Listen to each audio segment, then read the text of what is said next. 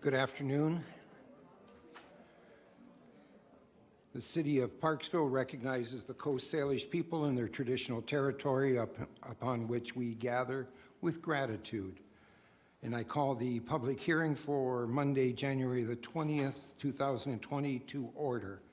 And I'm going to ask the corporate officer to introduce the public hearing process and the first item on the agenda. Thank you, Your Worship. The Local Government Act requires a public hearing be held before Council adopts an amendment to the zoning bylaw or official community plan bylaw. Hard copies of the staff reports and related information respecting the subject amendment bylaws have been available for public examination at City Hall.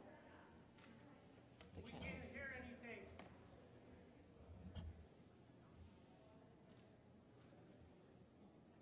Okay, is that better? No? That's as loud as it goes. There is areas you can come and stand or sit on the steps. There's some chairs at the front here also. There's 3 seats down here. That's as loud as the speaking system goes. Okay. Should I continue? Please. Yeah. Okay. At this public hearing, all persons who believe their interest in property to be affected by the proposed bylaws shall be afforded an opportunity to be heard on matters contained within the bylaws.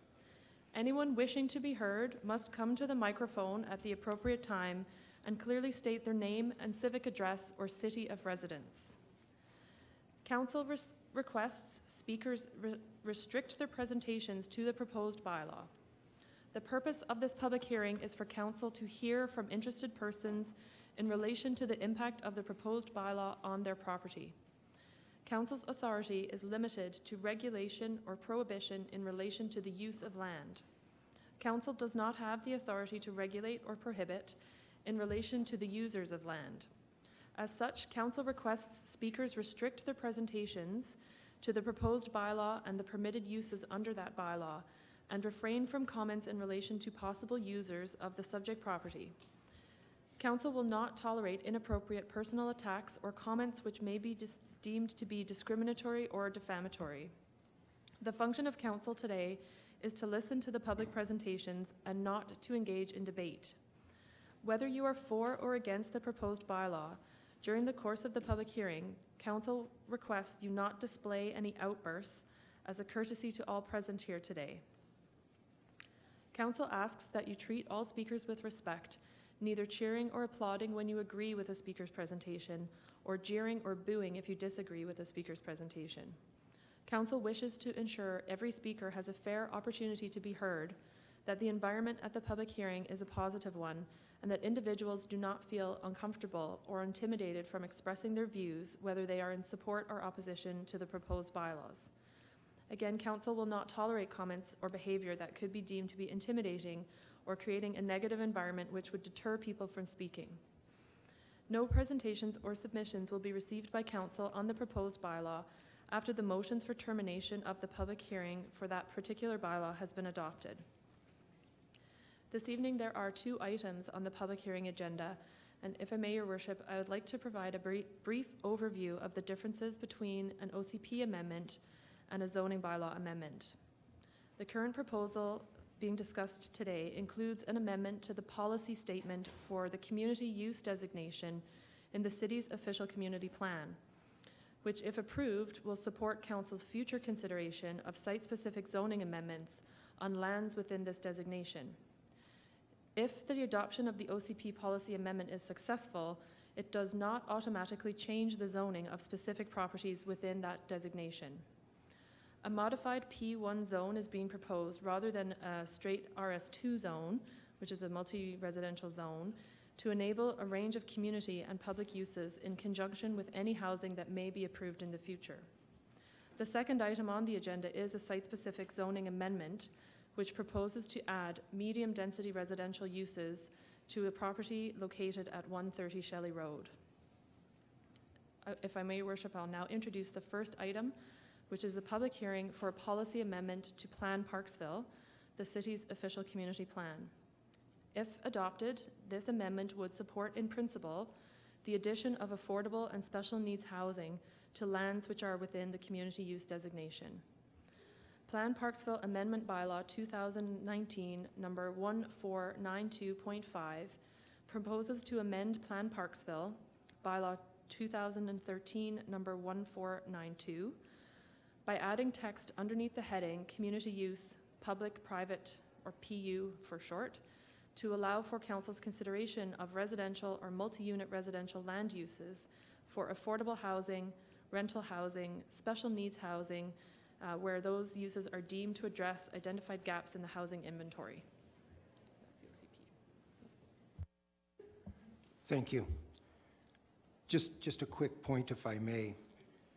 If we can get through this, it's very important that everybody keep to their times. You're going to be limited to 3 minutes for each person at the microphone, and it will go a lot faster without a lot of clapping or cheering or booing or any of the other things that may go on. So please, let's keep this as moving forward as quick as we can so that everybody gets a chance to speak. That's the purpose of today, is for you to speak and for us to listen. We will not engage with any discussion with you at this point in time, and actually from here on, the discussion is closed, just so we all understand that. And thank you for coming. This is a great crowd, and we appreciate your interest in this. So I'd invite anyone who would like to come to the microphone and give their name and civic address for the record. Okay, for those in the gallery, please note that the first item is for general OCP amendment. If you are here to speak regarding the site-specific change for 130 Shelley Road, please wait until the zoning amendment portion of the agenda. Okay. Yeah, please. There's a little talking head on the bottom. Thanks, Vaughn. Nope. There you go. The Testing. red light. Okay. There you go. Hi, my name is Bonnie Wilder. I'm going to sit. Yes, please do. Okay. I'm not really sure what you meant by that, but I'm just reading. Oh, I live at 611 Pioneer Crescent. Thank you. I'm reading this on behalf of Karen Bedell, who is my neighbor, and she owns property next door. And she had to be out of town on business in Alberta.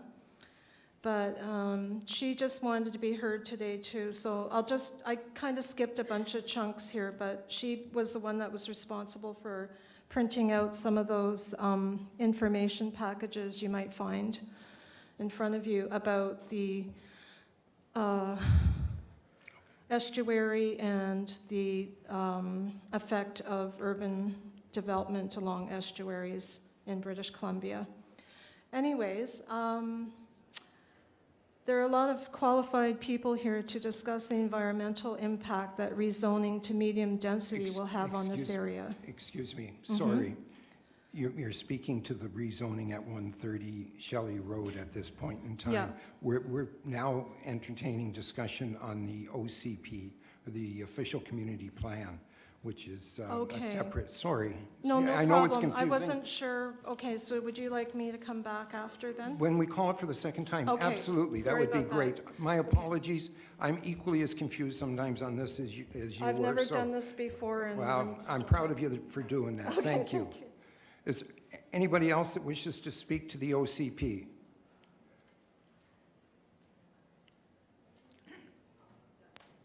I guess I just have a quick question about the OCP. I'm not particularly familiar. Okay, please. However, I was advised that, I think it was you, had told people in a meeting that if the zoning goes through, the new zoning will apply to any other lands that are zoned the same as that. And I wondered how much that would affect the OCP. And does that sort of blow up the OCP as it now exists? That's a really good question. First off, when we were talking about this on Friday, I believe it was, Thursday or Friday of last week, and I sent an email out to everybody that I was talking to at that point in time that I made a mistake. And the OCP is changing for all these different properties, but the zonings are for the individual pieces of property. So no matter what the city is looking at as far as this category, it still has to go through a rezoning process. So it has no effect on it from that perspective. Okay, I hope that's clear, and I apologize for the misinformation if there was any on that. Sorry. Next.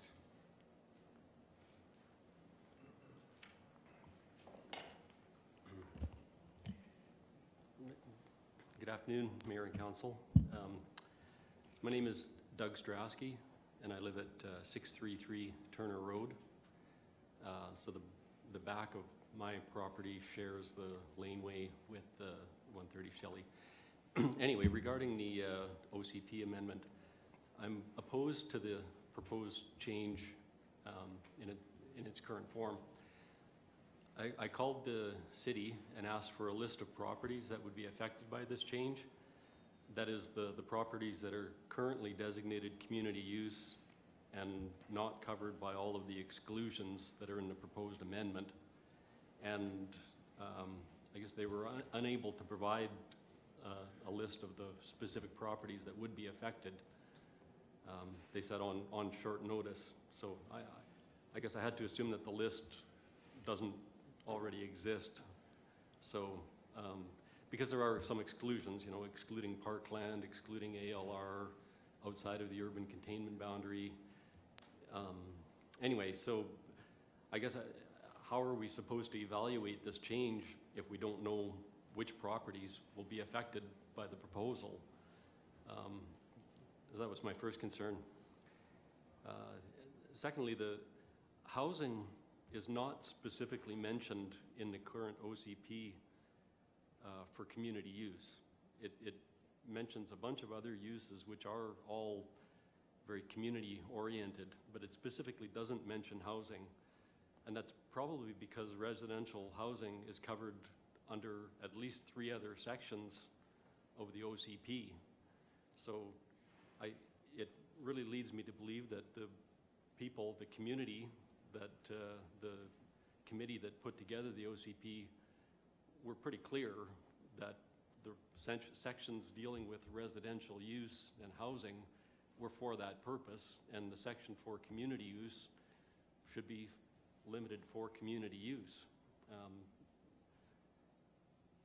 So that's, so I guess housing is a specific use for specific members of the community, not necessarily for the community at large.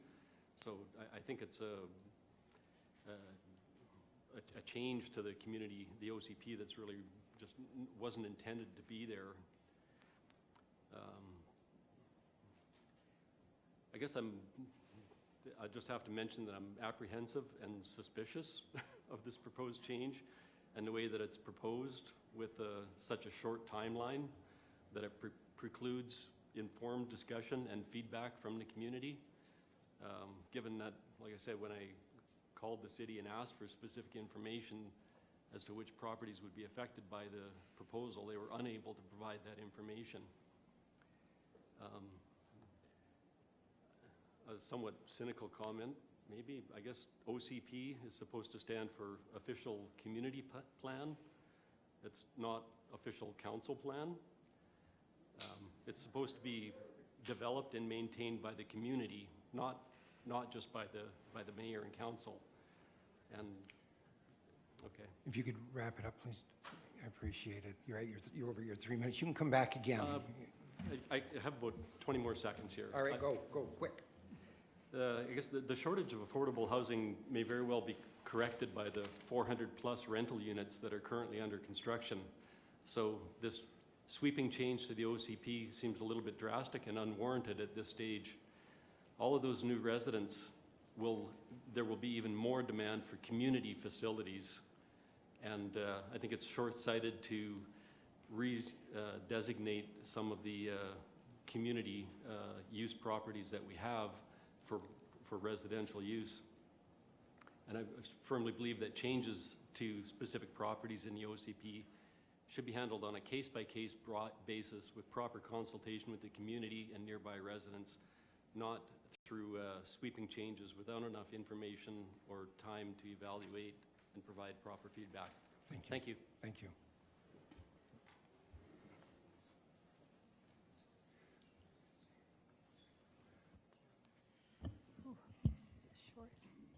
Need a booster seat. Good afternoon, Mayor and Council. Mary Beal, 465 Pioneer Crescent. And I'm going to pick up on a couple of points that Doug Strauskey brought because I am rather concerned that that it is a sweeping change. And when I go to the various maps in the schedules with the OCP, it can be difficult to determine which properties might be affected by this change. There seem to be some contradictions. I've heard, just as an example, I've heard that the property immediately adjacent to this building is not parkland, yet on the maps in the schedule, it does show green, which is the legend for parkland. Some of the community use land does have designations for schools, and that's indicated on those maps, but there are others that do not. If someone is looking at it, they might think that this would apply to, for instance, the RCMP office. Clearly it won't. Churches aren't all identified. So it's very difficult to see which lands would be affected by this. And I think with that, as Mr. Strauskey mentioned, I think that more consideration needs to go into this, or that they should be handled on a case-by-case process. Thank you. Thank you.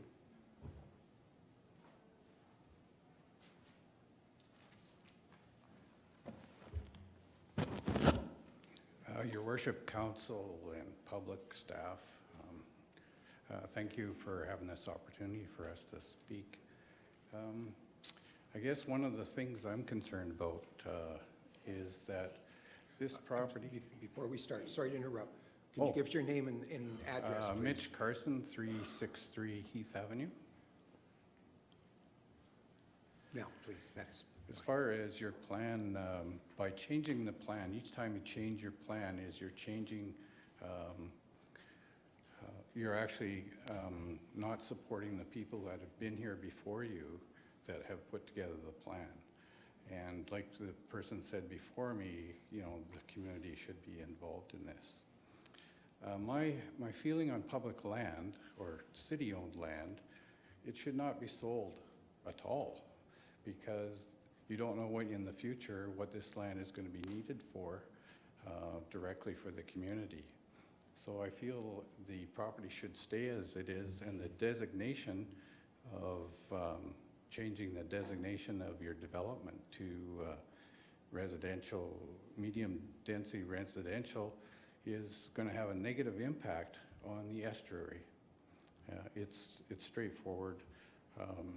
You put in 30 homes, 10 homes, any amount of homes, it's going to affect, there's going to be more pets, more people going in there. So I think your plan, you should stick to the way that what the plan has.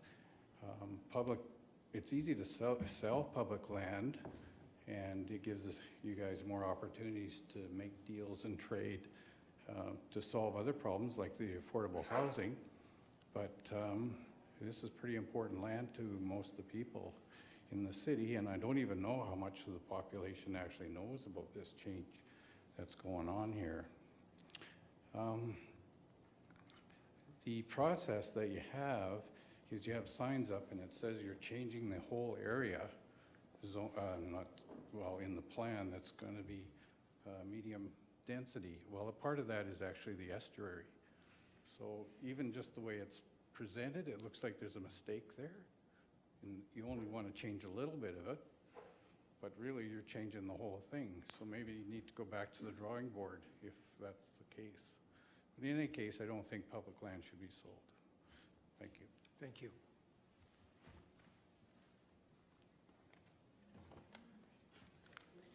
Good afternoon, Mayor and Council. My name is Shelley Gerson. I'll spell that for you. G-O-E-R-T-Z-E-N. And have to do it a lot. I live at Unit 1, 161 Shelley Road.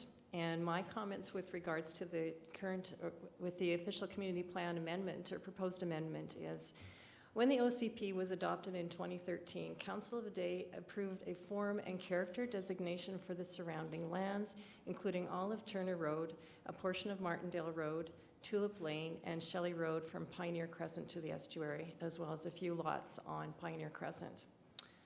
Notably, even though 130 Shelley is completely surrounded by land with a designation of transitional residential. Sorry, I'm going to stop you on that one. You could, we're talking about the OCP now. That's what I'm talking about, the OCP, is why the OCP of the day was not the transitional residential OCP designation was not applied to 130 Shelley Road, but it was applied to all the lands around 130 Shelley Road. So, okay, go ahead then, please. okay, so sorry, I should have made that more clear. So even though it's completely surrounded by land that's with that designation in the OCP, it was left out by Council of the Day. And presumably that was done after extensive consultation, and I think that it's short-sighted for Council to ignore all the work that the previous council had done in order to, when they made their determination of the appropriate designations of these lands. Thank you. Thank you. Anybody else that wishes to speak on the OCP?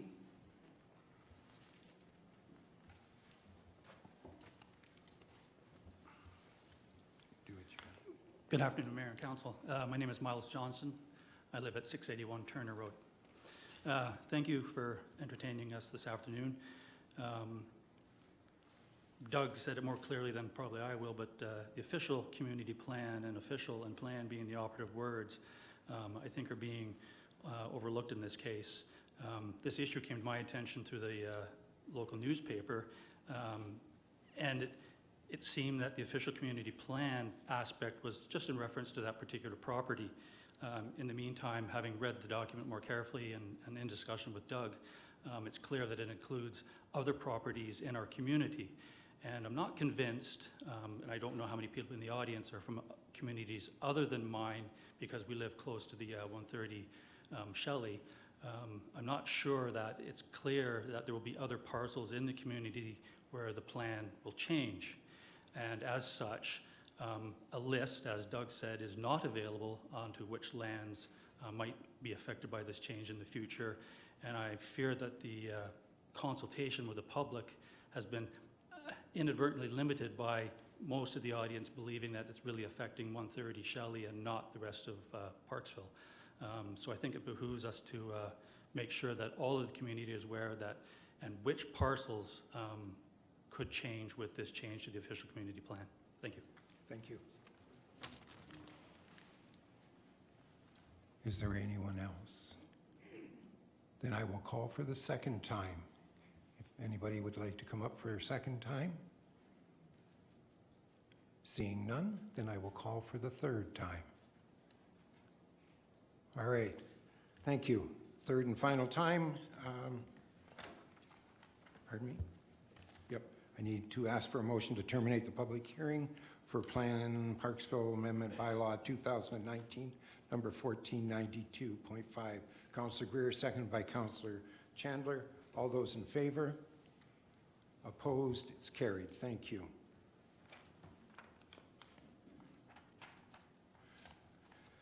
Now, if I could ask the corporate officer to introduce the second item on the agenda. Thank you, Your Worship. The second item on the agenda is Zoning and Development Amendment Bylaw 2019, number 2000.128.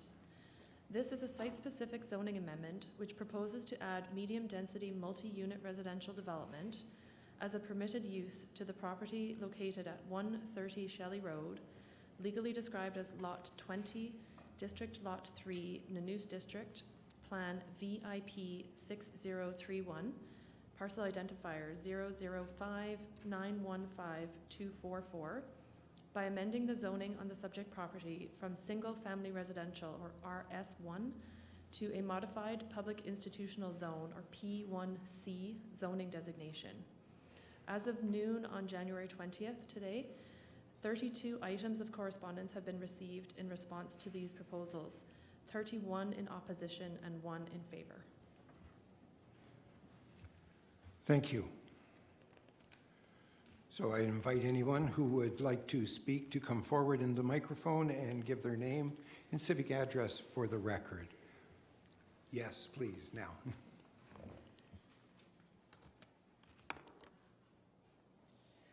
Good afternoon again, Mayor and council members. My name is Bonnie Wilder, W-I-L-D-E-R, and I live at 611A Pioneer Crescent. And I'm speaking on behalf of Karen Bedell, who owns property right beside me. She's away on a business trip in Alberta. I'm going to try and shorten it up because I know we don't have a lot of time and we have a lot of people speaking here. Hopefully Karen won't mind. She said she was unfortunately unable to attend the meeting. She gave me some copies of some information about the property that we're talking about at 130 Shelley. She says as a landowner of any regular piece of land would need to get community support as well as council support in order for the land to be rezoned. There would need to be some community support or at least not a community outcry. In this case, however, the owners of the land are the ones that are making this decision of what happens to their property. So in fact, the city rezoning this property on behalf of the developer is in actual fact what it seems to be happening. Therefore, the developer doesn't have to do all of the work. In any other industry, this would be considered a conflict of interest, which is why in this case it is imperative that the landowners who are also making this decision consider the community outcry on this rezoning proposal. You are elected by the people of this community to make decisions on our behalf that represent and reflect our interests. Is the ultimate and inevitable risk of losing the estuary and the life it supports, coastal fish, salmon, wildlife, and over 250 species of birds, less important, less valuable than developing this piece of land? If this were the last piece of land to build on, it would still not be appropriate, its delicate ecosystem to rezone. And if this creative solution that council has to create housing is to sacrifice the estuary, then I'm not sure that we have the right council.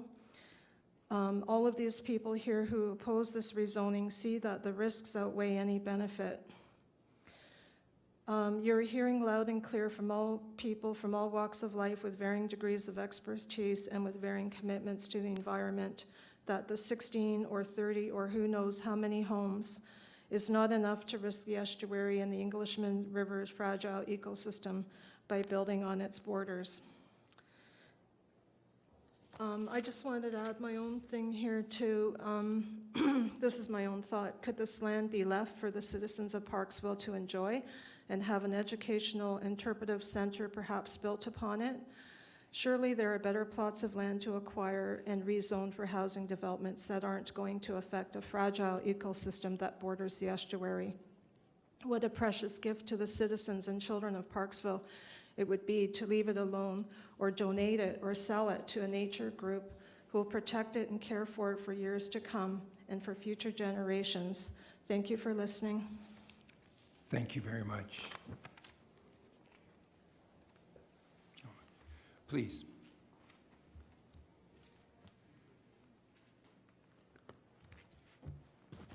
Hello, Your Worship, Mayor, councillors. My name is Elena Fades from 284 Chestnut Street in Parksville.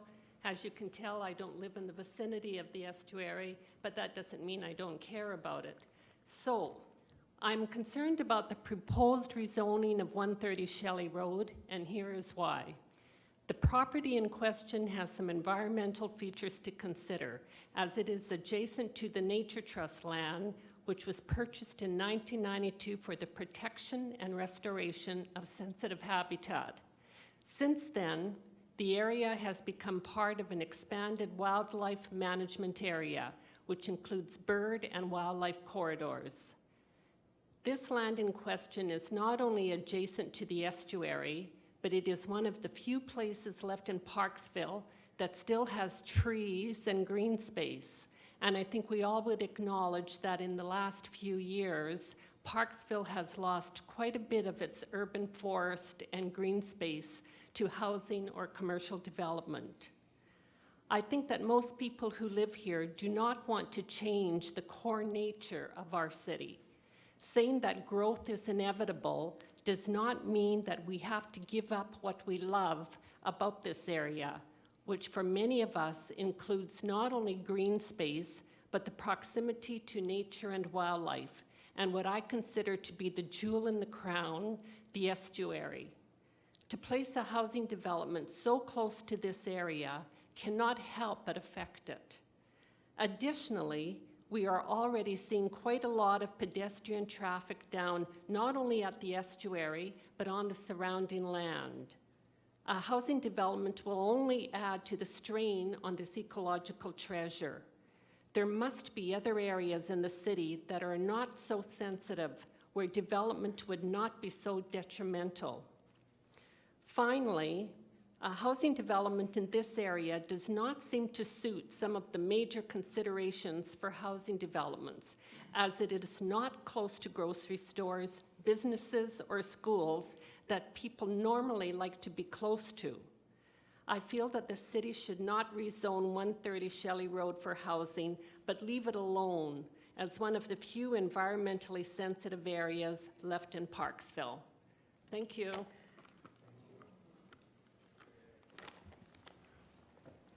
Next person.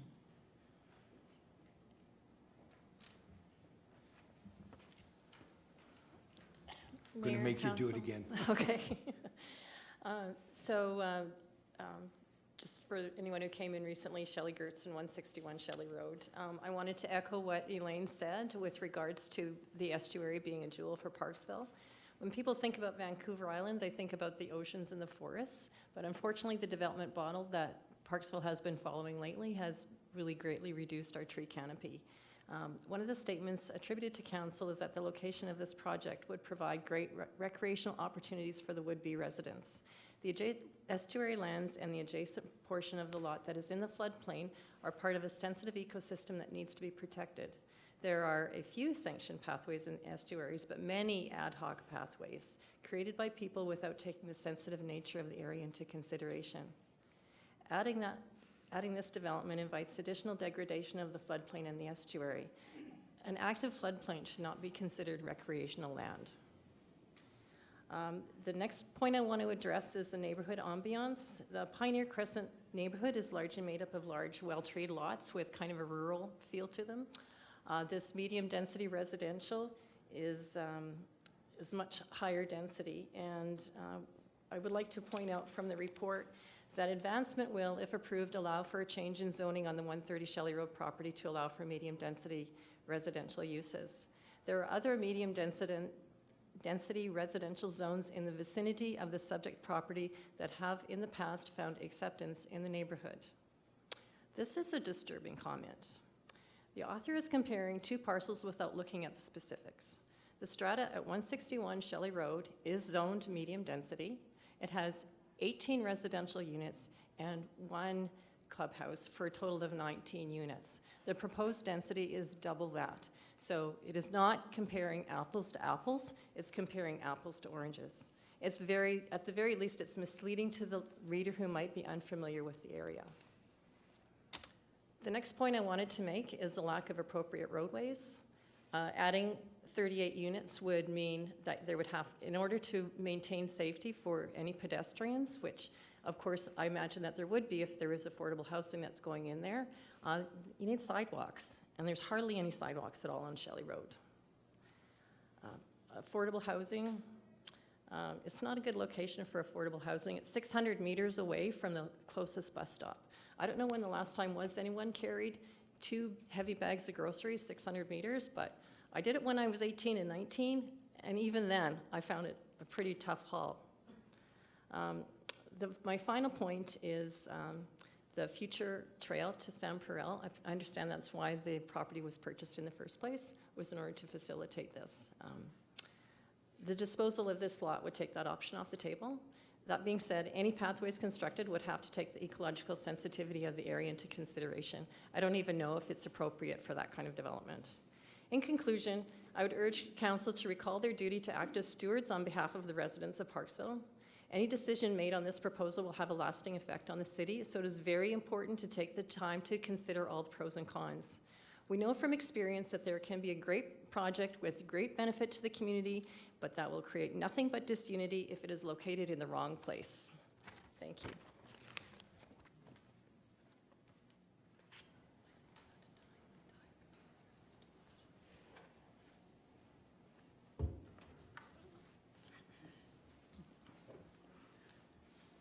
My name is Lynn Brooks, 1418 Memorial Drive, Arrington.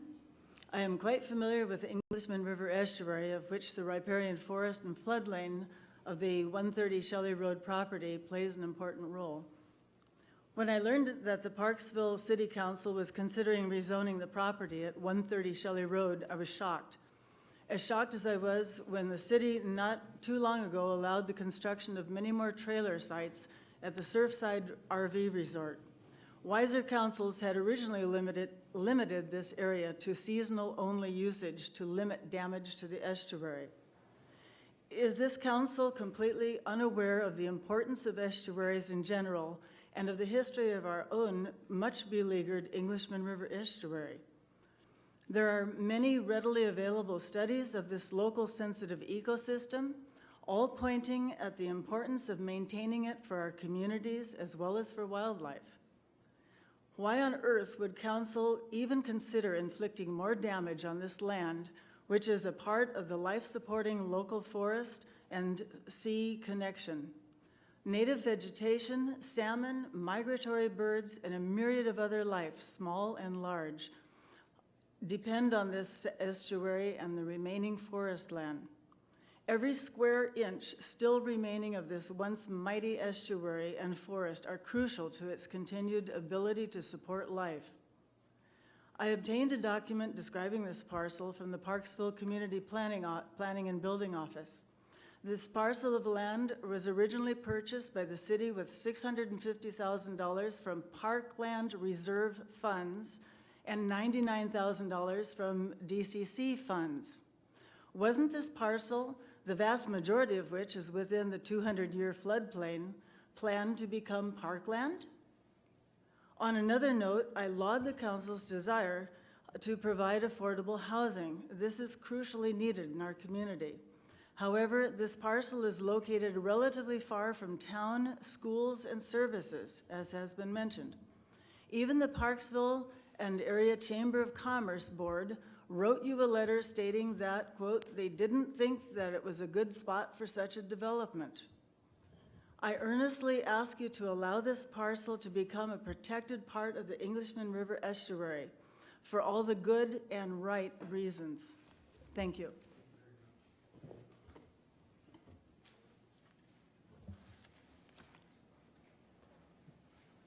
Do we have any other speakers?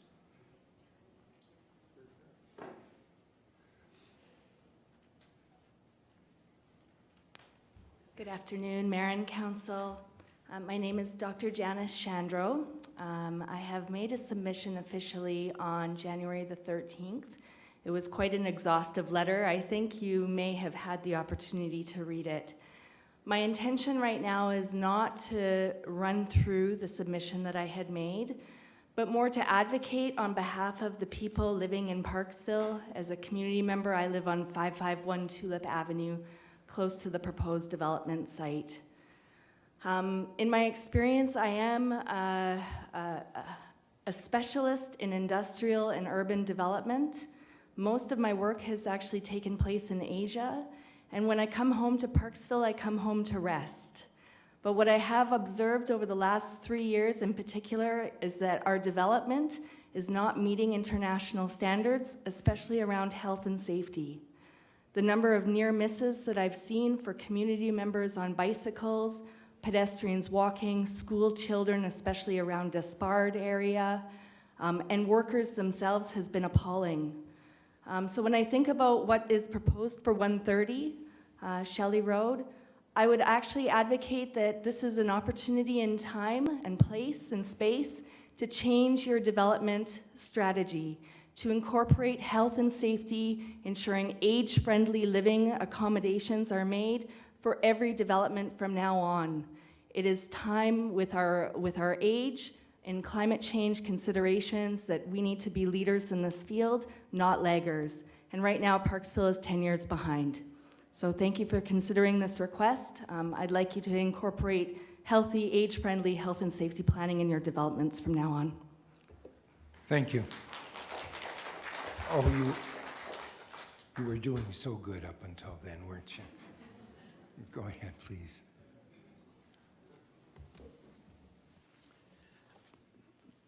My name is Dave Hutchens, and my address is 113 Denman Drive, Qualicum Beach. I'm speaking on behalf of the Mid-Vancouver Island Habitat Enhancement Society. It's come to our attention. I'm just trying to bring up my speech here. It's come to our attention that you're considering rezoning of 130 Shelley Road. We'd like to highlight the important role this property plays in respect to fish habitat, water quality that combine to influence the aquatic ecology of the Englishman River estuary. Mid-Vancouver Island Habitat Enhancement Society, or MIVES, will not provide a position to support or not support regarding the rezoning. We do, however, want to point out, take this opportunity to inform the decision makers about what we know about salmon and trout habitat values on the property. This property is adjacent to the Nature Trust lands purchased in 1992 for the protection and restoration of this sensitive aquatic habitat. In 1996, the area became part of a more expanded wildlife management area, which includes a riparian corridor on the subject property at 130 Shelley Road. To rezone the property into row housing, cluster housing, or apartments will draw more people and foot traffic to the adjacent riparian and floodplain areas that are already seeing the negative impacts of public use. For instance, carelessly treading on sensitive riparian vegetation. The City of Parksville, OCP, recognizes the need to restrict public use of the adjacent Nature Trust lands in the estuary, policy 5.2.15. The property has extensive floodplain lands, which are an extension of the lower Englishman River and the estuary. It can be influenced by high tides and high flows in the river, which produce winter flood conditions. Recently, we discussed flooding of the property with a local longtime property owner. Although these are limited observations over the past 20 years, it appears that flooding can occur when the river flows reach more than 300 centimeters and tides are high. These conditions can occur at least once every 5 years. Therefore, a large portion of the property can be referred to as active floodplain, according to the riparian area regulations. Much of the property is depositional floodplain. Development within the zone would likely alter water flow patterns in the estuary, especially during winter freshets. There are blind, not connected river back channels on the property, which are wetted for much of the winter months, providing complex ecological conditions for amphibians, wildlife, and under flood connected to the river. The City of Parksville mapping shows a 30-meter riparian area regulation development permit boundary as measured from the active river channel. This is not an accurate reflection of the actual riparian conditions that exist on much of the property. Excuse me. If you have to wrap it up, you're at 3. You're over your 3 minutes. One more quick comment, please, Mr. Mayor. Quick. I also represent the Aerosmith Naturalists, and we, a dedicated group of stewards, have worked on the estuary for over 10 years. Any development which will impair this sensitive habitat, which we are seeking to restore to its natural nature, I regard as a slap in the face. Thank you. Thank you very much. Are there any other speakers?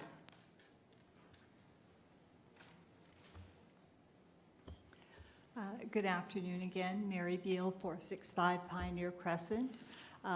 First of all, I would like to say that I firmly believe that there needs to be an environmental assessment of the whole property, and that this should in turn guide any potential development proposals. And from what I understand, this has not been done for the property. And then I would like to go on to say that if council does at the end of the day, not today, but at the end of the day, go ahead with the proposed rezoning, I would want a number of assurances from council. As it's written, the rezoning and amendments apply to the total property at 130 Shelley Road, and it's despite the fact that the largest, lower portion is environmentally sensitive and is in the floodplain. And it's been verbally stated that this portion of the lot would not be developed, but it's not reflected in the wording of the amendments. I would want assurances from council that this largest lower portion would remain green space and continue to be community use so long as that use protects the environment and that of the neighboring estuary. And if that's the case, why would this portion be zoned to allow residential? Is the plan to remove the C designation at a later date? Then I have some technical points I would like to share. Someone else touched on this briefly, but if as suggested the development area is limited to the approximately 2.35 acres above the floodplain, it will nevertheless require development permits specifically for wildfire interface management, floodplain, Douglas fir, and terrestrial ecosystems. And the purpose of these designations include the protection of the natural environment, the ecosystems, and also the protection of development from hazardous conditions. And in addition to that, the developable portion is bordered on two sides by considerable slopes. And so with all of this, it's also quite possible that any building would need to be a considerable distance from the forested slopes. And if this is the case, it may limit the number of units that could be built and be less desirable for increased density if that is council's plan or wish. Whoops, hang on. Wrong page. Sorry about that. Don't add that to my time, okay? I just did. Oh, good. Okay. Now, here's a conundrum. Right now, the lot is shown as community use in the OCP, and so it does not show as requiring a development permit for DPA 4, which is for multi-unit and intensive residential. So I would need assurances that any multi-unit development proposal for this 2.35 acres would meet the guidelines as laid out in DPA 4, and to do so would be respectful of the neighborhood as a whole and of the more recent newer builds, which are quite close to 130 Shelley. It does not seem fair that any development on either side of the bordering streets would be required to meet these guidelines, and yet 130 Shelley Road could potentially be exempt solely as a result of rezoning. And I believe that's an oversight, but it needs to be addressed. There's also a couple of other points. I'll skip that. Okay, is this the best location for affordable housing, whether it be 100% affordable or a mix of market and affordable? I don't know. It might be fine, but it might be a bit far from grocery stores, et cetera, as indicated in a letter by the ODCA, and the Chamber of Commerce also raised concerns. You are no doubt aware that Quality Foods will be relocating farther from this neighborhood. There are studies that indicate that people with lower incomes, often farther from good grocery stores, end up with less access to healthy and more affordable food. This causes them and all of our society greater issues. The site challenges I raised above may make it more difficult for a developer to recoup costs and make a reasonable return on investment. Council may decide to subdivide this property and then sell it to purchase another more appropriate lot for increased density. This lot should only include the higher ground and neither the lower portion adjacent to Nature's Trust land nor the little parking and turnaround area on Shelley Road. And I'll skip a little bit further. And have you spoken with Nature's Trust about any interest that they may have in the property? I do hope that this council supports neighborhood engagement and well-being, and I hope that council will be able to provide assurances that any development of this property, if it does go ahead, will enhance this neighborhood while preserving tranquility, enjoyment, and well-being. Thank you. Thank you. You haven't mastered how not to get a word in so that we can. Please.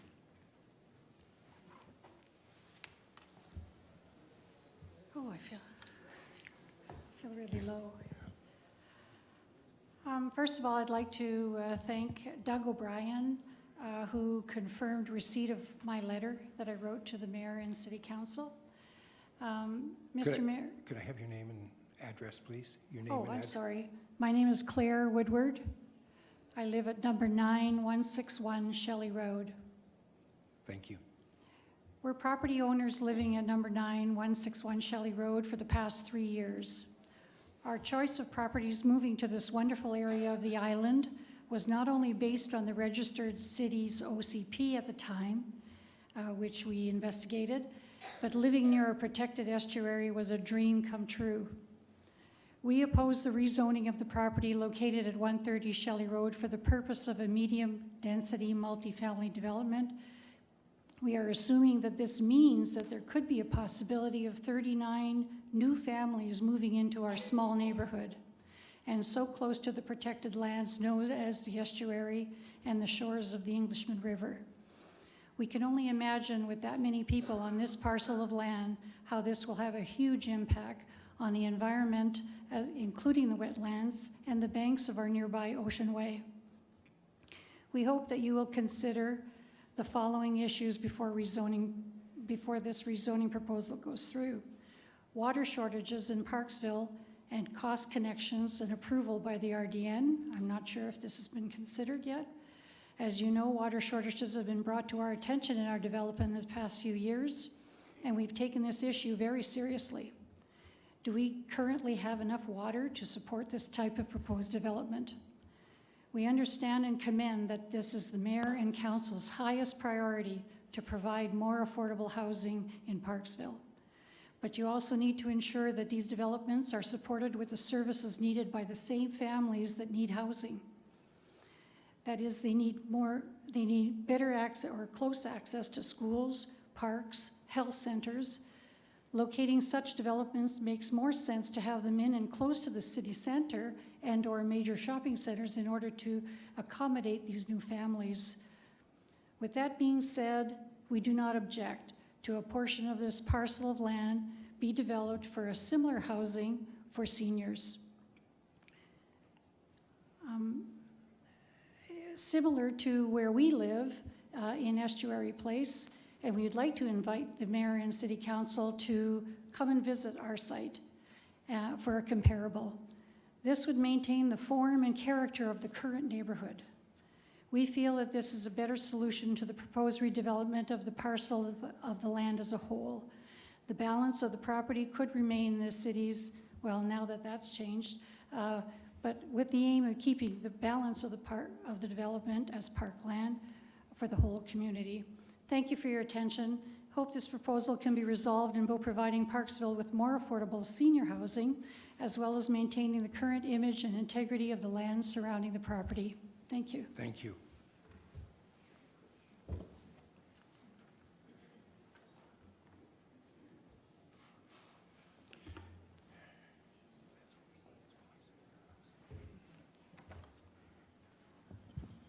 Good afternoon. Well, we've got you way down there, don't we? Pardon me? You're short because of the chair, that's all. My name is Barb Deville, and my address is number 16, 161 Shelley Road. Friday, I had the privilege of attending the first of 6 Elder College classes entitled Indigenous Perspectives on the Environment. This helped me summarize my thoughts on the proposed rezoning of 130 Shelley Road. And I also submitted a letter in which I referred to Greta, and as she would say, if we do not decide in favor of the land, shame on all of us.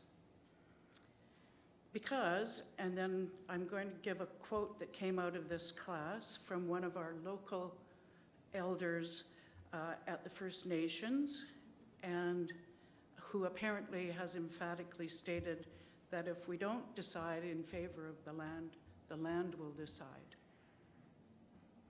So I think there are other point that I would just add to that is I don't know that there's been mention this afternoon of archaeological studies on this land.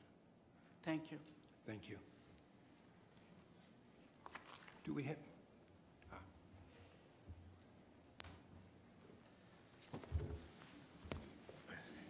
It's pretty low. Mayor, council, and assembled staff. My name's Tom Reed. I'm the West Coast Conservation Land Manager for the Nature Trust of British Columbia. I don't know our civic address at the estuary, but fair to say most of the estuary is owned by the Nature Trust. And just for background purposes, I'm not too sure how many of the assembled council have a history with the Nature Trust, but since 1971, the Nature Trust has been working to conserve ecologically significant lands throughout British Columbia. To date, we've acquired over 500 parcels in approximately 180,000 acres throughout BC. In Parksville, our earliest acquisition was in 1978, and that was actually in cooperation with the City of Parksville at Top Bridge Community Park, which we've been co-managing with the City of Parksville since the acquisition. In the estuary itself, we own over 165 acres, which is, as a lot of people here have mentioned, is ecologically significant. It's rare, a very rare ecosystem. So only 3% of British Columbia's coast are estuaries, and these estuaries support about 80% of all fish and wildlife species found in British Columbia. As many people have said, with this development, with increased density, there becomes increased pressures on these ecologically significant lands. My colleague, I have a colleague here with me, and others in our volunteer groups here, we've seen the changes over the years at the estuary with increased use, disturbance, and we are concerned that with increased density development that we will see increased disturbance and deterioration of these habitats. Excuse me. From day to day, we've been looking at more and more people down there. We know it's a beautiful spot. That's why we put so much energy and resources into it. Over the last few years, we've spent about $250,000 removing old berms to help improve tidal circulation, resiliency to ecosystem change, and climate change. The area is a huge community asset. We know that. We encourage people to go down and recreate, be respectful, and we're concerned that increased density may compromise these values.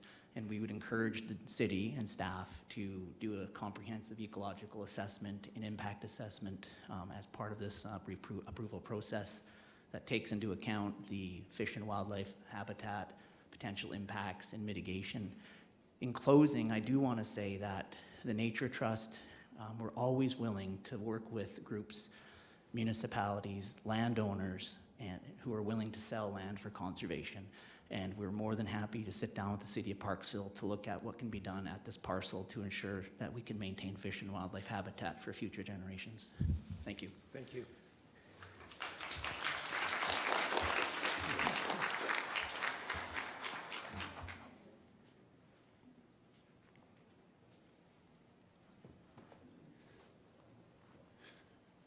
Good afternoon, Mayor and the Council and the audience.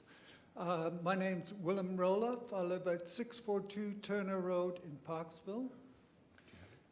I just want to say my personal feelings that the land should be kept at the stated purpose when it was bought by, with our money, the citizens' money, and it should be kept for that use.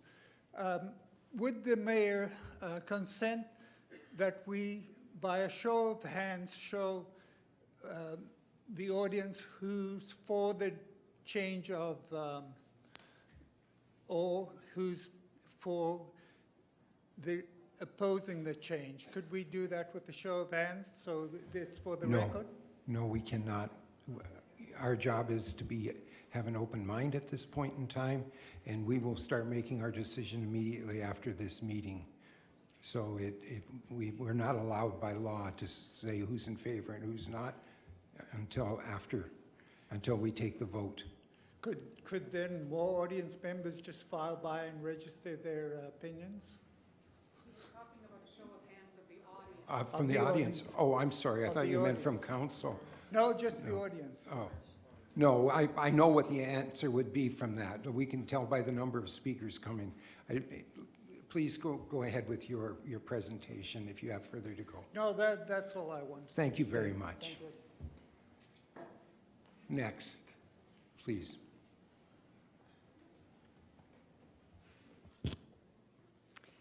I live on 676 Turner Road. My name is Janet Anker.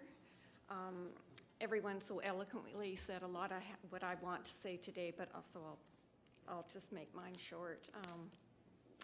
So the area you are considering to develop housing on is on and borders Englishman River and Estuary, and is a very sensitive area. Instead of placing housing along there, you could be working on restoring, preserving, and protecting this special area. Our neighborhood is unique. It is an older area of the city, a heritage area. It has large lots and it has a country feel to it.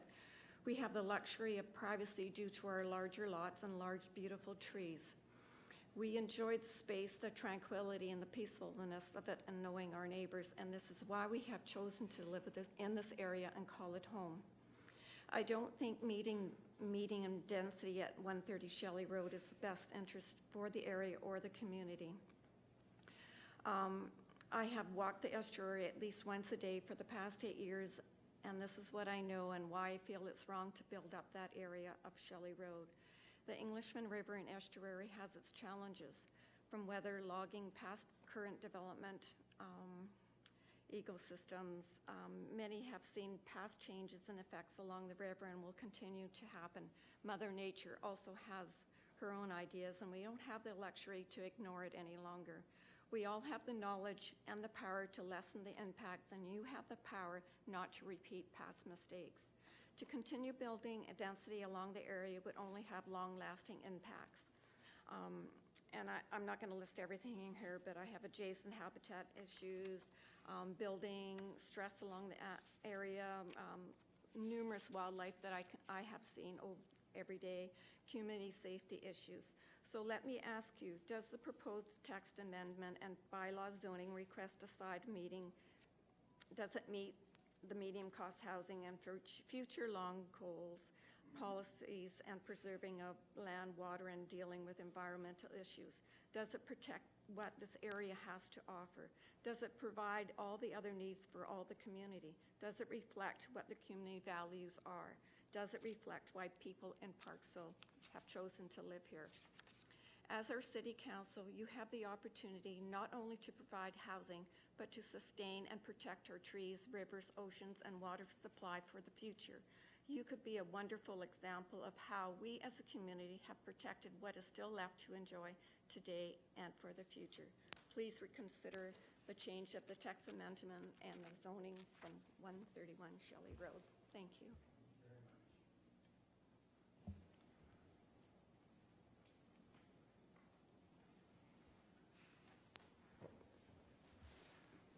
Good afternoon again. Hi, Miles Johnston, 681 Turner Road. I've lived on Turner Road for 30 years, so I guess I've seen what changes have happened down there, including the property lots 9 and 10, which are right adjacent to me, where a development permit change happened there without this kind of consultation. And it went from being sort of zoned for campgrounds to being zoned to medium density. And I think right now the development permit, which has lapsed, allowed for almost 90 units on that piece of property. I don't know if most of these people know about that or not. However, having said that, I'm not completely against development of a parcel like that. I would, however, like to see it done in an appropriate order. Subdivide the property in advance, making the lowlands absolutely protected. You couldn't build down there anyway. And that leaves a couple of acres on the upper portion. We all live there. So not to be a hypocrite, we all have homes that are adjacent to that land, and it is a really pretty place to live. I've got an acre. And then I've got 11 acres below me, which the town owns now, and then another 100 acres below that. So it's a great spot. So take that piece of land on the top part, divide it into 4 parcels, sell that off for $800,000. You've now got your parkland down below that you used to buy with park money. Take the $800,000 and build some affordable housing in a probably more appropriate space closer to the city core, closer to schools, closer to the medical facilities and that kind of thing. Take that money and actually buy into a development and say, we own those units and we want those rented out at low cost, which brings me to my next point. When these kind of things get proposed, there's a confusion. The words get muddled. 222 Corfield got beaten up and dragged through the mud before the citizens even knew what was happening there. So when we start talking about changing the zoning on a piece of property and this might happen or that might happen or this could happen, then people don't even know what they're fighting against. So I don't like the notion of sort of opening it up into a, well, we'll see what we're going to do once we've got the zoning. Make a proposal. If you said to me, we're going to donate this land to the Rotary Club or to the Lions, and we're going to encourage them to build 18 units for senior citizens, and that's what will happen there, then we could say yes or no. But leaving it open and muddled so that we don't know what might happen there makes it very difficult for a community to get behind and support a project, or even to fight it. What am I fighting against? I don't know. And so for me, I'm not here to fight against it. So I would propose that that land is great value in it. The piece of property next door to me is for sale for $1.6 million for their medium density on Turner Road. So that would suggest that those 2.5 acres on the top up there are worth $1 million. You paid $750,000 for it 4 or 5 years ago. So even if you sold it for $800,000, you covered your costs, take that money and use it elsewhere, rather than putting that density of people right down on the edge of the estuary, which, as a number of people have pointed out more eloquently than I will, it's really not a good idea. Thank you. Thank you very much.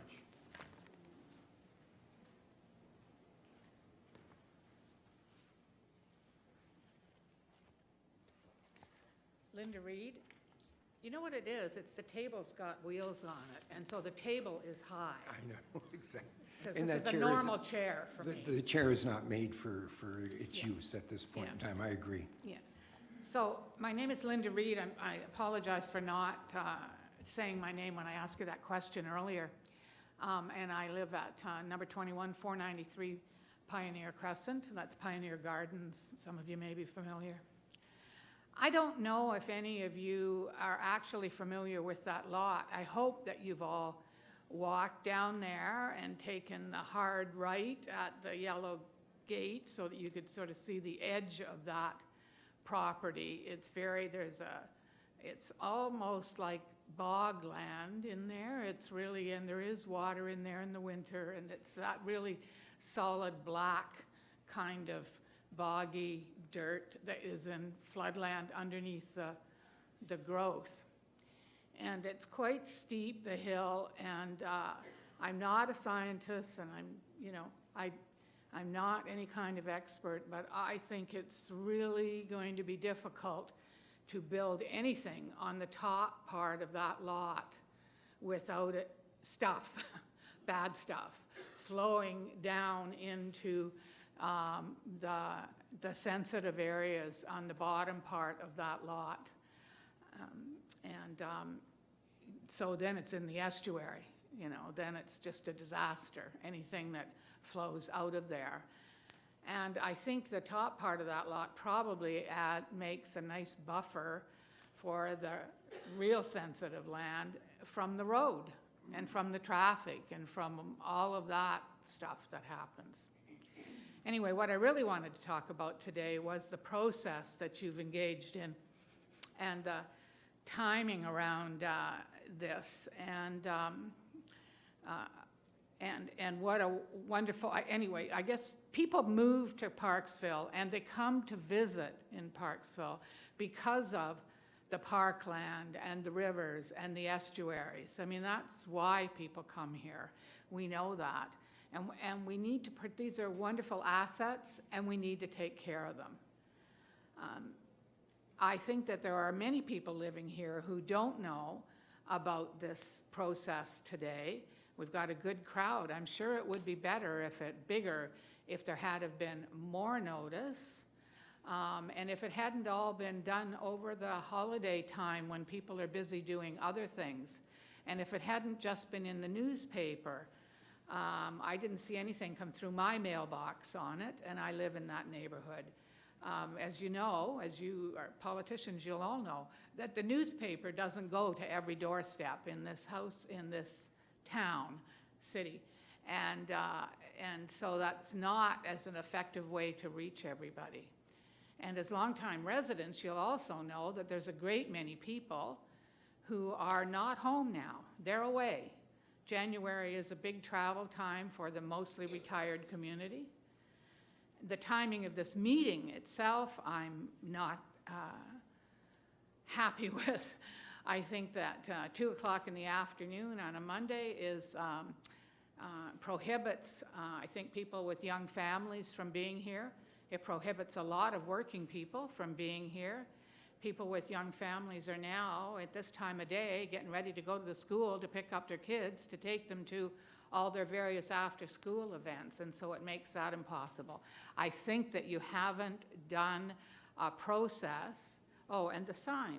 The sign went up 10 days before this meeting, the sign on the property, well after the holiday time, when a lot of people... Can I get you to I know. wrap it up, please? I know.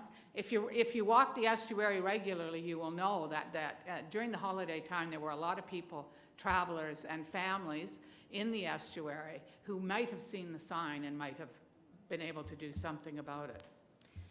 Anyway, I would just encourage you now to back up from what your original decision of rushing this through, and it looks like a boom. It does look like what it is. You're rushing it through without a proper consultation.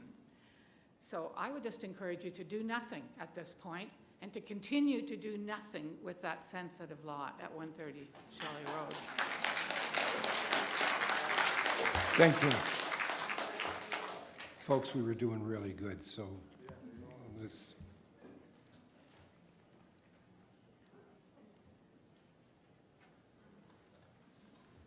We're shooting to wrap this up at 3:30, so... I'm here to speak. You're responsible for managing your time. Yes, that's true. Doug Strauskey, 633 Turner Road. I guess, as my friend and neighbor Miles very eloquently mentioned, the parcel is, in reality, it's two or three very distinct zones, and I really think that trying to proceed with rezoning it as a complete parcel is a mistake. I think the city should sever the developable portion from the floodplain and the riparian and the slope zones, make it very clear as to what's going on there, and then deal with that. With respect to the estuary, I like to think, or in my mind, I think of it as like Stanley Park, and I think as Parksville grows and becomes more populated, there's going to be more and more pressure on that. And I think that, we need to deal with that pressure by properly planning and providing for it, instead of just the sort of random trampling that's occurring now. And I think what we do on 130 Shelley Road could have a large impact towards that. So the current zoning on that property is residential 1. There is currently 1 residence on the developable portion up on the top part of the property. And really, if the city wants more housing, the only thing preventing more development on that lot is that the fact that the city owns it. If somebody else would have bought that property, they probably would have subdivided it and built within the developable portion, respecting the floodplain and the riparian zones and stuff that again. So I'm not opposed to that kind of development on that property. I guess what I am opposed is having the city buy it for one purpose, and then, as the mayor stated in a meeting there last Friday, proposing to give it away to a service group and waive the development cost charges, for something that might occur on there. So, what is the total cost of this proposal? It's not really known, but if we throw some numbers out there, you have the cost of the donated land, the waived development cost charges, services, could well exceed $1 million. I would propose that instead of spending $1 million this way, which may get, 5 to 10 units, how about the city waive the first $1,000 of building and permit fees on the next 1,000 new carriage homes or suites that are proposed within the city? This would provide far more housing at no cost to the taxpayers.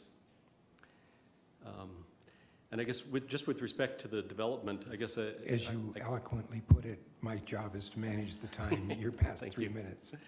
I guess I would just like to say that the meadow and grasslands portion of that lot has extreme fire hazard during a couple of the summer months. And any changes to the property that increase access to this area should have provisions for closing that access during those periods of extreme fire hazard. Thank you. Thank you. Anybody else?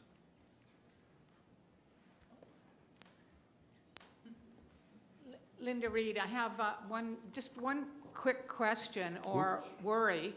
I've been advised I'm sorry. that there... First time? I'm sorry. Okay, go ahead. You've already spoken once? Yes.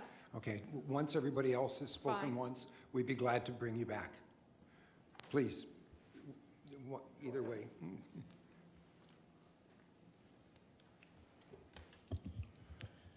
My name is Sam Costco. I live at 470 Harnish, and I've been here since 1981.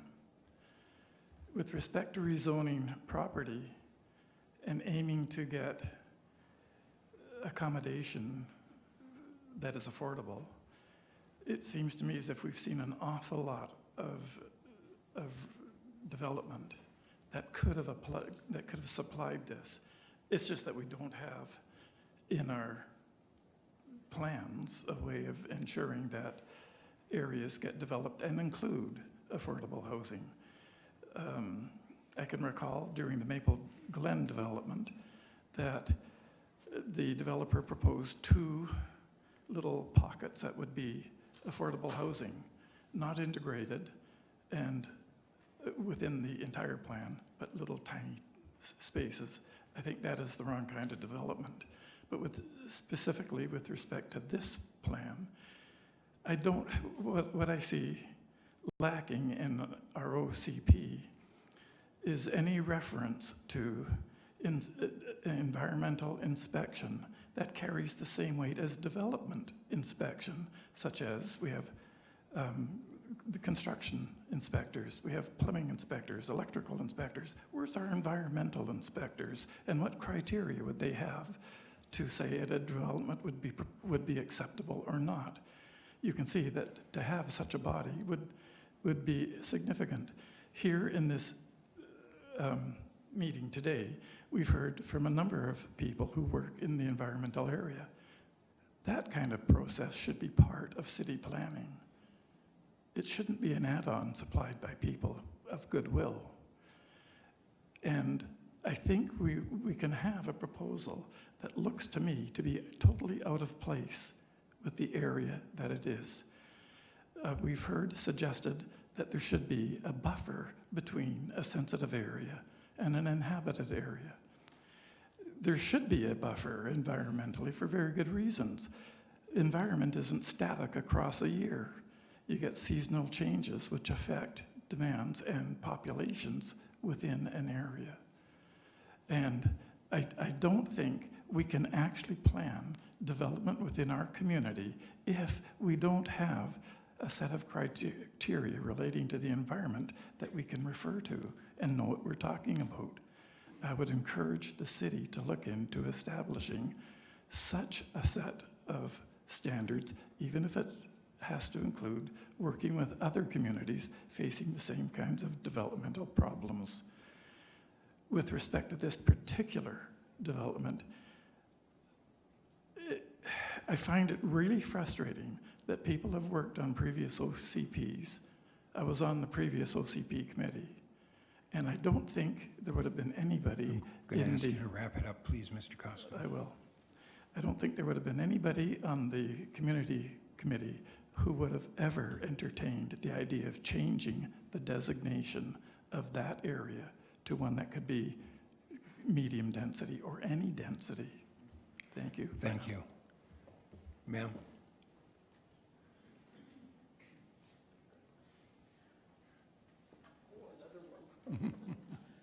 It's not your steps. I have a bad knee. It's We'll blame it on the step. Marion Murray. I live at 667 Turner Road. I was speaking to the previous council when they were going to build hobbit houses in on Turner. and the people didn't want it, and we stopped it. Council saw the wisdom in not putting them in that location. I hope we've had, I'm really impressed with the number of speakers today and the information they brought to this meeting. And I really hope that council, you've got a tough job. Nobody would ever say anything different. But I hope that you take into consideration everything that has been said today at this meeting. It's so important. But I had to come down and say a word for the animals in the estuary, because everyone enjoys that estuary. We guard it with our lives from fire. How many times we've been down there putting out fires or doing what had to be done. And we love the estuary. And we're not going to go away. We're not going to go away. We'll work at this, and with you working with us, I'm sure that we'll come out on top for the estuary. Thank you.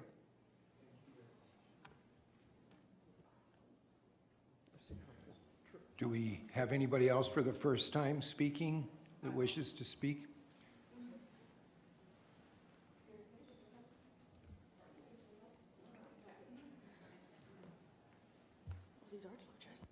My name is Shayla Delow, D-E-L-E-A-U. I live at 2250 Rascal Lane.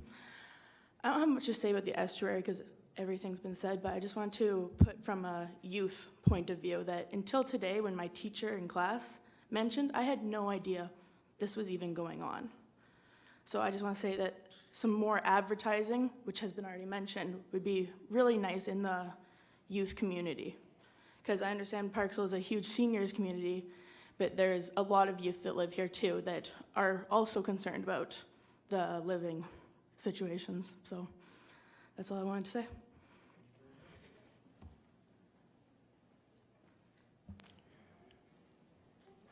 For the first time?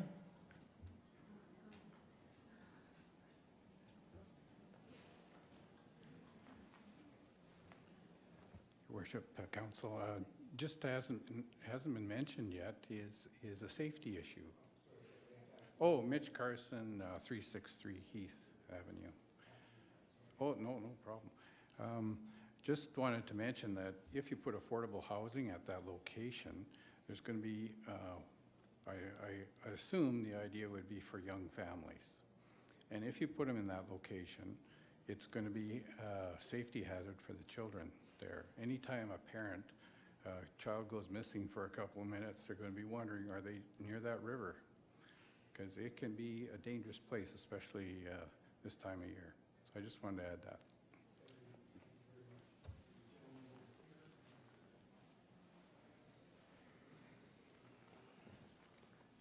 Thank you, Mayor. John Knudsen, 601 Turner Road. I would just like to bring up Nanaimo has a reputation as having the worst planning of any city in North America. I hope Parksville doesn't go that same route. And you, as a council, have a chance to be cheered and honored for the rest of your life, or cursed. Thank you. Thank you.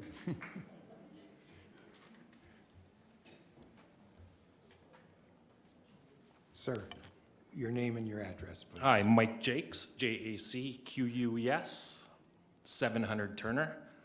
I would just like the record to show that I oppose the change in this zoning. Thanks. And you have the record for the shortest presentation. Thank you. Anybody else for the first time?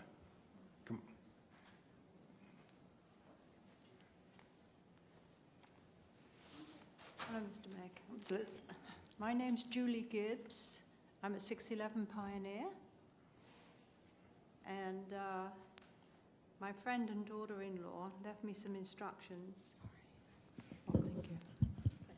So I'm going to make it short. Thank you. And I believe you have these pamphlets. We passed them around for you to read when you're able.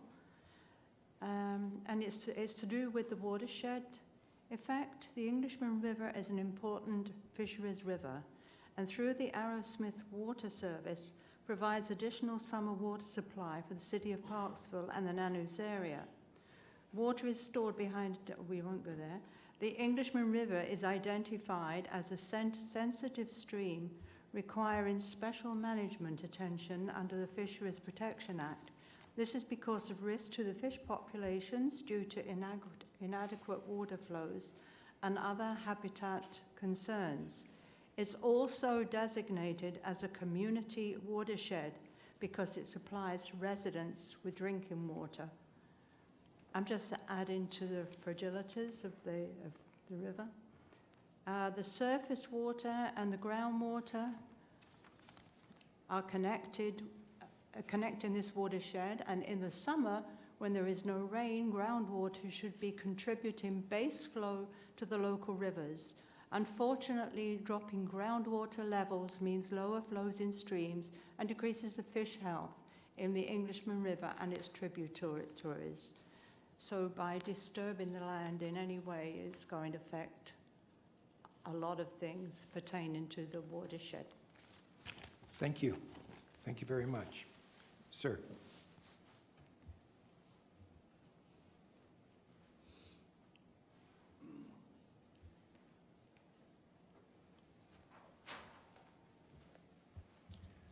Good afternoon, Worship, Council, City staff.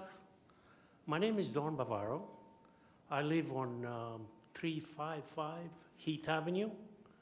In case somebody doesn't know exactly where it's located, Heath Avenue, it's a piece of road that borders the estuary. And I call myself very fortunate to live there. I call it a paradise because it is a paradise. Like the other day, on Thursday, around 10 o'clock in the morning, I looked out there from our living room, and the sight was unbelievable. It almost made me cry. Like, I took a video of that, and I wrote a letter to council. I wrote also to the planning department of the city, and I send it to you. I hope you take a couple of minutes to look at that video to realize what we got. And I can't believe this is happening. Like, it seems to me, people here, they're all against it. I can't believe. Like, I know that the city needs land for affordable housing, but I understand the city has 47 properties. The city owns 47 properties. I'm sure out of those 47 properties, there must be some of them that are suitable for that zoning. Why we are spending time here trying to ruin something that's very important? Like the estuary, it's not just the beauty. The estuary provides us with life, because I remember when the city fixed the beach there, they planted the hillgrass there, because the hillgrass is supposed to take care of the CO2. It helps for us to breathe clean air. Now, the estuary is full of that. And we have the fortune to have that right in the middle of our city. Why we are spending time here? It seems to me, it's obvious, that's a wrong place to have affordable housing. That's basically, you know, like, there's no need for me to read the letter because everybody said basically the same thing. But again, please take 1 minute or two and watch my video, council and planning department, and you'll know then what we got. Thank you. Thank you.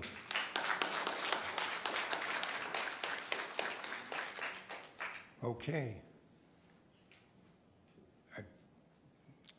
You're heading this way. Okay, I can make this pretty quick. Thank you. Jack Surratt, 220 Martindale. Lived there on and off since 1965. The river does flood. It comes fairly close to my backyard, right over the Big Tent campground and down, all the way down. And I think you're going about this the wrong way. Like Miles said, the lower part of 130 Shelley should be, it's floodplain, it always will be, unless they build a concrete dike, like they've done in some places, and I don't think we want that. So let's do things in the right order, you know? And as far as, I don't think it's the good location for medium density with 35 places on it on a fairly small piece of land, that close to the estuary, not good. What was the other thing? Oh yeah, the other thing is, it's unfortunate that you can't reply to, because I have a lot of questions, but the main one is this zoning to C1 institutional. That leaves it kind of pretty much wide open for a lot of stuff. And there's no other commercial property in that whole block down there. Other than there was a little mechanic, backyard mechanic at one time, but that's about it. So it's the wrong place for it. That's all. Thank you. All right. So I'm going to call for the second time. If there's any speakers, and I will ask that you only speak to items that have not been brought up before, not to rehash over again, but just new information, new input, if you would, please. Linda Reed, this is just really quick. Sure. I understand that there is an indigenous archaeological artifacts on that property, and I don't know if they have been, if the indigenous community, it has been properly notified about this change and the potential that has, and I don't know if you're aware or if you've had consultations, but again, you know, it's about the process, and if you haven't had consultation and it hasn't been done properly, you might want to consider that. We've already seen what happens to the federal government when they haven't properly consulted. Thank you. Anybody else for the second time?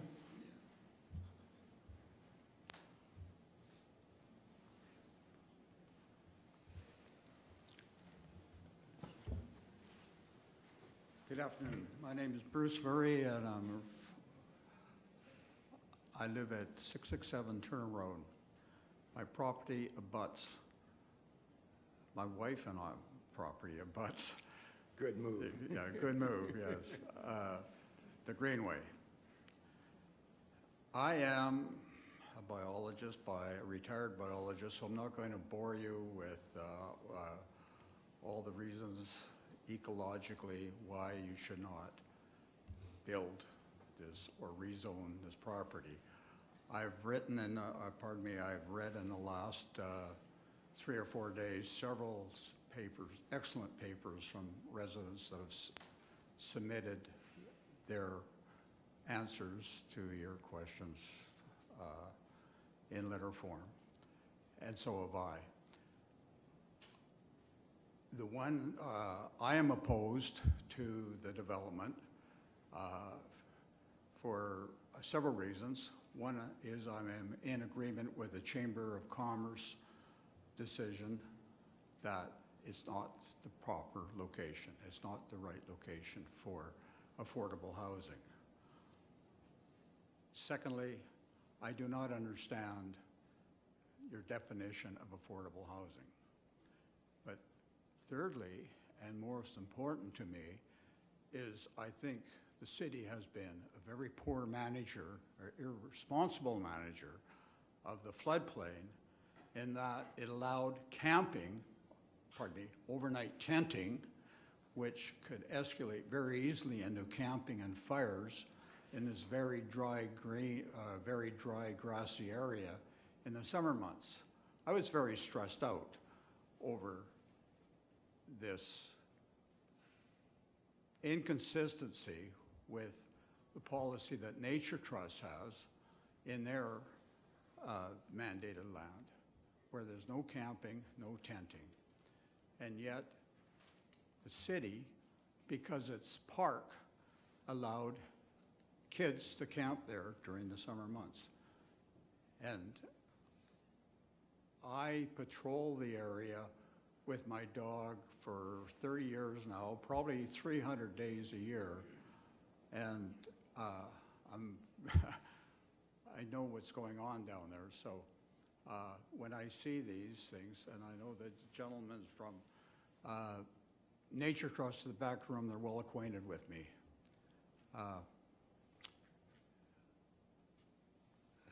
That's about all I have to say. Thank you. Thank you. Thank you. Second time?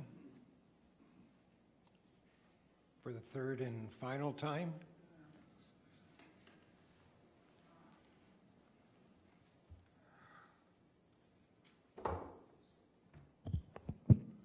Hello, everybody. Hello, public.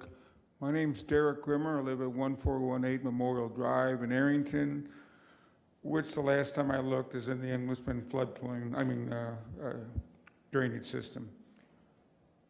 I hadn't intended to say anything, but I've been struck that we've almost had 25 people speak not in favor of this. And we have a fairly large crowd here, although I think it's shrunk a little bit. So I just ask anyone, I want to hear your reasons. If you're in favor of this, please come up and speak and elucidate to everyone here, council and public, why you think this is a good idea. For the record, I think it's a terrible idea. Thank you. Thank you.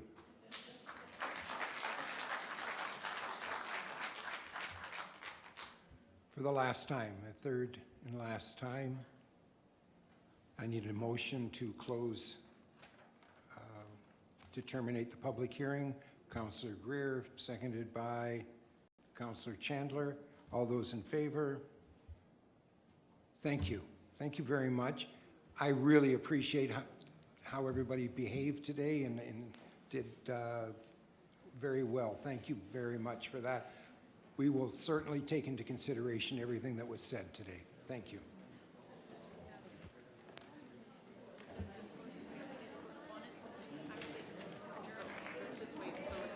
Okay. Yeah. Okay, move to adjourn? Okay. Mark, put up your hand. Okay, he seconded. All in favor? Okay, passed. Okay.